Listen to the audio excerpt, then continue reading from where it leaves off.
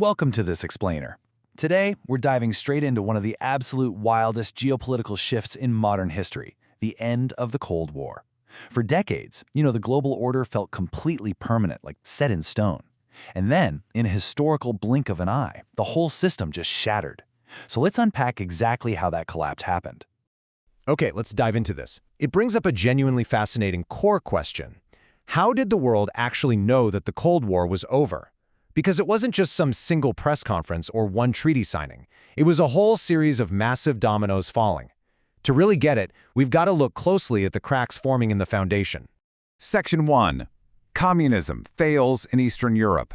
See, on paper, the Soviet bloc looked like this completely immovable force.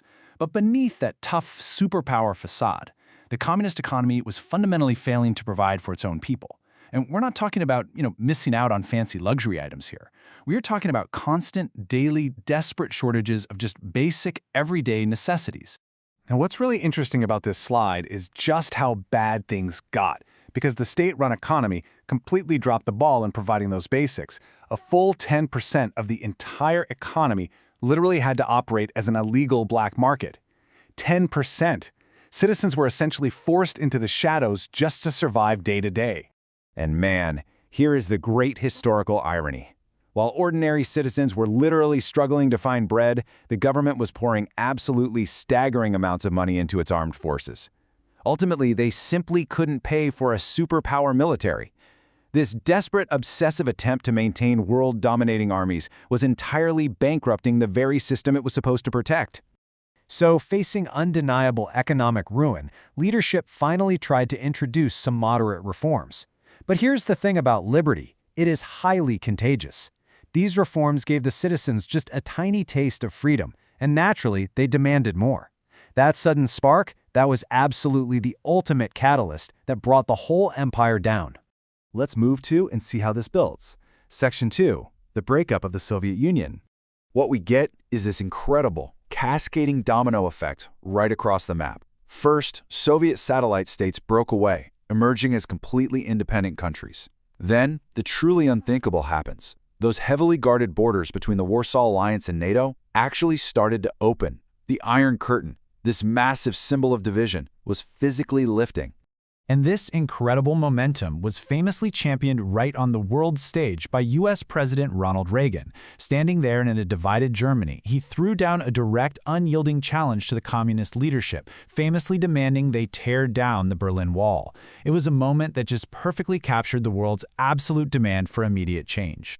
And then the dam completely broke. In November of 1989, the Berlin Wall falls, setting off these massive, emotional, global celebrations. And if you can believe it, just 2 years later, in December of 1991, the entire Soviet Union officially dissolves into independent nations. Decades of a terrifying global standoff just vaporized, literally in a historical blink of an eye. Just pause for a second and think about the monumental outcome of that rapid timeline. A mighty global superpower simply ceased to exist. The entire map of Europe was redrawn yet again. We're talking new nations, new borders, and a totally transformed geopolitical reality born right out of the ashes. So, the crucial point is, Section 3, a new global challenger. Because the story definitely doesn't end with the fall of the Soviet Union. The global stage simply hit reset. Chinese leadership sat there, watched the Soviet collapse unfold, and decided to take a totally different path. While the Soviets failed by trying to reform their economy and their society at the exact same time, China used a split strategy. They liberalized their economy, opening up the money, while fiercely retaining strict one-party political rule. And the sheer scale of this strategy's impact is mind-blowing. By leveraging the largest global population, China rapidly transformed its nation, basically setting itself up to become the largest economy in the world. By dodging the fatal mistakes of the Soviet Union, they undeniably became the new heavyweight on the block.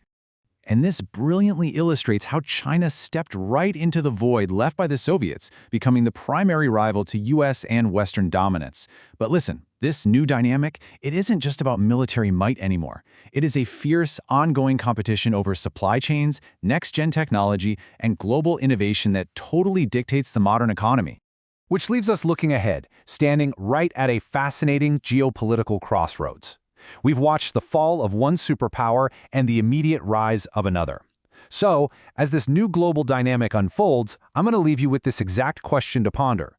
Will the future be defined by cooperation, or are we headed for an entirely new era of confrontation? Thanks so much for joining me for this explainer.